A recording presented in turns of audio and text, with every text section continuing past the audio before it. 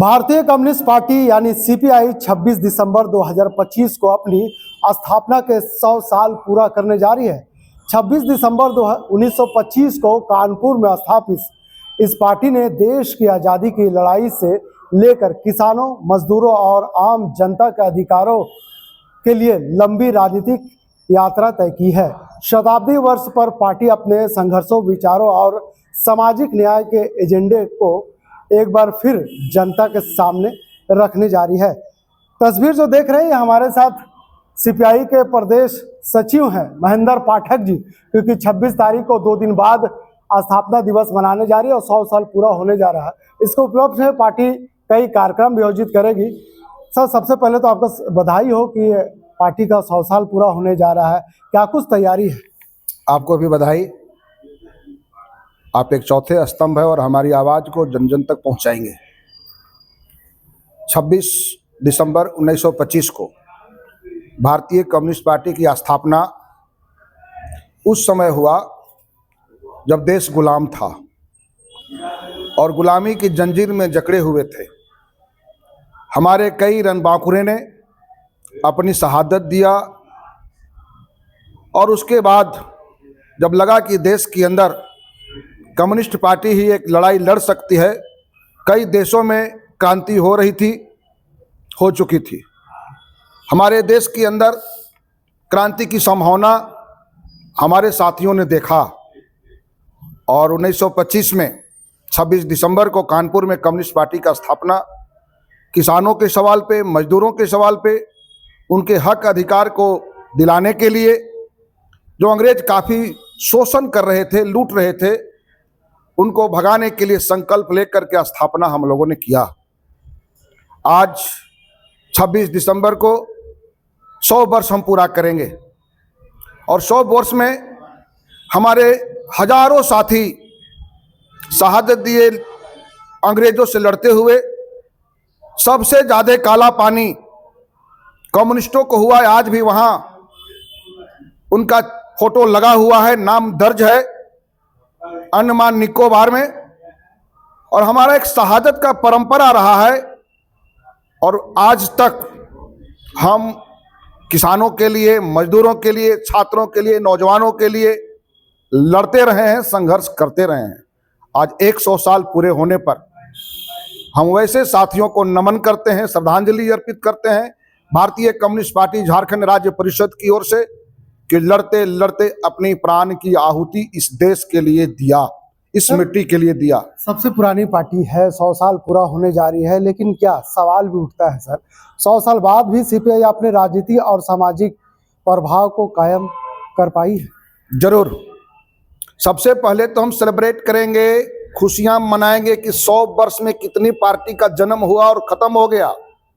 आज भी हम अपने जो सिद्धांत है, विचारधारा है, उस पे हम कायम हैं और संघर्ष करते हुए 100 वर्ष का सफर हमने पार किया है।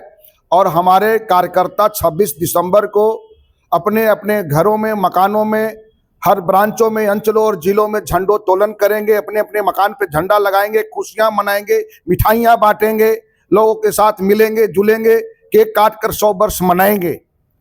और हमारा लड़ाई अभी खत्म नहीं हुआ है। जब देश गुलाम था, देश के अंदर शोषित पीड़ित की आवाज कोई बनने के लिए तैयार नहीं था, राजे रजवाड़े के राज थे, अंग्रेज के जमाने में जमींदारों के राज थे, उस समय बैठकर कम्युनिस्ट पार्टी ने विचार किया और किसानों और मजदूरों की आवाज बनने के लिए उन्होंने एक कमेटी बनाया और कम्युनिस्ट पार्टी का जन्म हुआ। उसी समय नागपुर में देश के अंदर जो राजे रजवाड़े लोग थे, वो अपने हक अधिकार दिखा के एक तरफ कम्युनिस्ट पार्टी का जन्म हुआ मजदूरों के सवाल को उठाने के लिए, तो राजे रजवाड़े लोग अपने प्रोटेक्शन के लिए, अपने संरक्षण के लिए, जमींदार लोग आरएसएस का जन्म दिया और 1925 में आरएसएस का भी जन्म हुआ। आज झूठ, फरेब, सांप्रदायिकता, दोहन, शोषण, उत्पीड़न करके आज देश की सत्ता पर हैं। आज देश की सत्ता पर जाने के बाद आज भी देश को अंग्रेजों से कम नहीं लूट रहे हैं। जिस तरह से अंग्रेज लूटा करते थे, आज आरएसएस और उनकी राजनीतिक पार्टी भारतीय जनता पार्टी लूट रही है देश को। हमारे पूर्वजों ने जो बनाया था आजादी के बाद, उन तमाम चीजों को बेच रही है भारतीय जनता पार्टी। आज हमारे खनिज संपदाओं का दोहन हो रहा है, हमारे जो कल कारखाने हमारे पूर्वजों ने बनाया था कारखानों को बेचा जा रहा है। आज एयरपोर्ट है, आज हवाई जहाज है, आज रेलवे स्टेशन है, बड़े बड़े कल कारखाने हैं, खान खनिज है। जो सोने की चिड़िया अंग्रेजों और मुगलों के लूटने के बाद भी हमारे पास जो धरोहर बचा था, आज भारतीय जनता पार्टी अपने पूंजीपतियों के माध्यम से लुटवा रही है।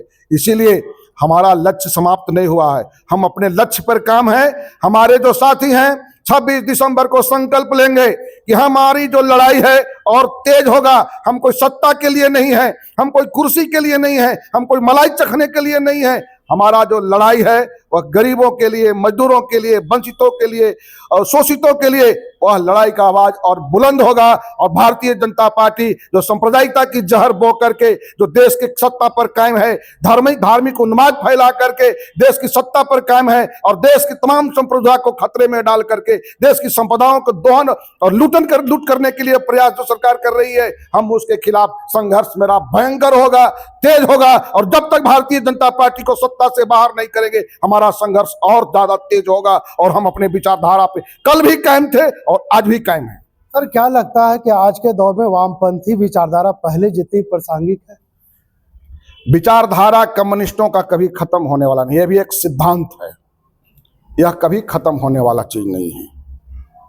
यह जो सिद्धांत है आज भी जिंदा है और कल भी रहेगा। जब तक इस धरती पर शोषण, जुल्म, अन्याय रहेगा, कम्युनिस्ट पार्टी का सिद्धांत रहेगा। सीपीआई क्या सर नए पीढ़ी को अपने साथ जोड़ने में सफल हो पा रही है? अभी की स्थिति अगर हम झारखंड की बात करें, हम नए शताब्दी वर्ष जब पूरा हो रहा है तो नए साल के जब शुरुआत हम कर रहे हैं, तो हम पूरे देश के अंदर हमारे जो वरिष्ठ साथी हैं, सीनियर साथी, जिन्होंने जिंदगी भर पार्टी के लिए अपने पूरे उम्र को दिया, जवानी को दिया, उन्हें हम सम्मानित करेंगे।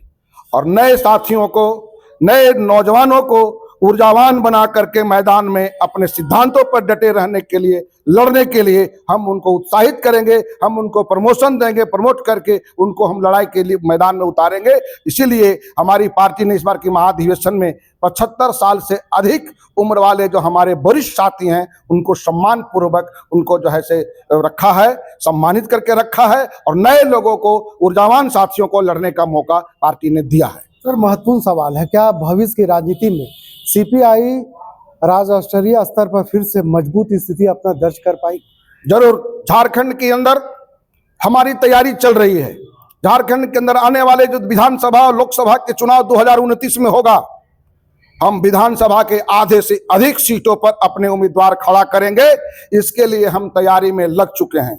हम लोकसभा के आधे से अधिक सीटों पर हम चुनाव लोकसभा के लड़ेंगे, उसकी तैयारी हम कर चुके हैं। हमारा कमेटी पूरे तरह से तैयार हो चुका है। नई कमेटी, नए नौजवानों की कमेटी पूरी जोश खरोश के साथ लोकसभा और विधानसभा की तैयारी पर हमारा लक्ष्य होगा 2029 में किसी भी परिस्थिति में लोकसभा और विधानसभा चुनाव को जीतना। इसलिए संगठन को मजबूत करना, यहाँ की जल जंगल जमीन की जो लड़ाई अधूरा पड़ा हुआ है, उस लड़ाई को जीतना, उस लड़ाई को लड़ना। सरकार चाहे किसी का हो, हम सदन में रहें या नहीं रहें, सड़क पर लड़ करके सरकार को मजबूर करेंगे, संगठन को मजबूत करेंगे। और आने वाले दिन में 2029 में हम लाल पताका झारखंड के अंदर फहराएंगे, वाम विकल्प देंगे। सर, एक बड़ा सवाल है कि क्या सीपीआई का संघर्ष अब भी किसानों, मजदूरों के मुद्दे पर ही केंद्रित रहेगा या अपना एजेंडा बदलेगा? नहीं, निश्चित रूप से हमारा जन्म ही हुआ है किसान और मजदूर के सवालों को लेकर के। हम कोई पूंजीपतियों के लिए काम नहीं कर सकते, हम पूंजीपतियों के लिए पैदा नहीं लिए हैं। हमारा है शोषण, जुल्म और अन्याय, शोषित, वंचित और पीड़ित समाज को आगे बढ़ाना, उनको उत्थान करना, उनका आवाज बनना। जो बोल नहीं सकते हैं, अपने अधिकार के लिए लड़ नहीं सकते हैं, अपने अधिकार के लिए जबान नहीं खोल सकते हैं, उनका हम आवाज बनेंगे। और सड़कों पर उतर करके सरकार किसी का भी हो, हम उनके कार्यकाल को विरोध करेंगे। जो जनहित को होगा उनको समर्थन भी करेंगे, लेकिन शोषित, पीड़ित, वंचित और वैसे जो बेरोजगार नौजवान, छात्र, महिलाएं, वैसे जो किसान मजदूर के लोग हैं, उनको हम साथ ले करके, और देश के अंदर जो सबसे बड़ी आबादी किसानों और मजदूरों का है, उसको लेकर के हम लड़ाई तेज करेंगे और निश्चित रूप से हम अपनी विचारधारा को आगे बढ़ाएंगे। 2000 पहले से बात करें, जब बिहार और झारखंड एक हुआ करता था, उस समय आपके कई विधायक भी हुआ करते थे, कई सांसद भी हुआ करते थे, लेकिन पिछले एक दशक से देखा जा रहा है कि सीपीआई के जो माइलेज स्टोन है वो कम होते जा रहा है, क्योंकि आप तो उम्मीदवार खड़ा करते हैं, लोग वहाँ पे अपने संघर्ष के हिसाब से चुनाव भी लड़ते हैं, लेकिन सीटों में बढ़ोतरी नहीं हो पा रही है। निश्चित रूप से समय और परिस्थिति बदला है, पहले से हम वहीं कायम हैं। लोग सांप्रदायिकता का बीज बो करके, लोग धर्म के उन्माद फैला करके, धार्मिक कार्ड खेल करके, लोकल बाहरी बैकवर्ड फॉरवर्ड और क्षेत्रवाद के नाम पे लोग चुनाव लड़ते हैं। और सबसे बड़ी बात आज यह हुई है कि जो भी सत्ता में शामिल हैं, चाहे राज्य की सत्ता पर या केंद्र की सत्ता पर, वह जो है से सरकारी पैसे की दुरुपयोग करके वोट को खरीद फरोख्त कर रहे हैं और देश के बड़े बड़े पूंजीपतियों के पैसे से चुनाव लड़ करके चुनाव जीतने के बाद जनता के लिए कोई काम नहीं कर रहे हैं। एकमात्र उनका साधन बन गया है, एकमात्र उनका उद्देश्य बन गया है कि देश के बड़े बड़े पूंजीपतियों और उद्योगपतियों को फायदा पहुंचाने के लिए, यानी फिर हम गुलामी की ओर जा रहे हैं। लेकिन गुलामी वैसा नहीं होगा जिस तरह से हमको मुगलों ने शासन किया, जिस तरह से अंग्रेजों ने शासन किया, लेकिन आर्थिक गुलामी की ओर हम जा रहे हैं। देश के 80% संपदा पर पूंजीपतियों का एकाधिकार हो चुका है। मोदी तो सिर्फ जमूरा है, डमरू बजाने वाला अडानी और अंबानी है। तो निश्चित तौर पे आगामी 26 तारीख को, यानी 2 दिन बाद, सीपीआई अपना 100 साल पूरा करने जा रही है और ऐसे में अब नए एजेंडे के साथ प्रदेश में पार्टी को मजबूत किया जाएगा। तो शताब्दी वर्ष में प्रवेश के साथ ही सीपीआई के सामने कई नई चुनौतियां और नए सवाल खड़े हैं। क्या बदलते हुए राजनीतिक परिदृश्य में पार्टी खुद को और मजबूत कर पाएगी? क्या युवा पीढ़ी तक अपनी विचारधारा पहुंचाने में कामयाब हो पाएगी? क्या आने वाले समय में पार्टी की दिशा में भूमिका काफ़ी अहम मानी जाएगी? तमाम ऐसे सवाल है जो आने वाले साल के लिए और आने वाले दिनों के लिए सीपीआई मजबूती के साथ अपने पार्टी और कार्यकर्ताओं के बीच में रखने का काम करेगा। तो निश्चित तौर पे इंतजार किया जा सकता है कि 26 तारीख को जब सीपीआई 100 साल पूरा करेगी और ऐसे में प्रदेश स्तर पर जब कार्यक्रम आयोजित किए जाएंगे तो उस दौरान तमाम कार्यकर्ता इकट्ठा होंगे और पार्टी अपने संदेशों को कार्यकर्ताओं तक पहुंचाने का काम करेगी। फिलहाल इस खबर के लिए यहीं तक। वीडियो जर्नलिस्ट फैयाज के साथ मैं नौशाद, कोयला संवाद, रांची।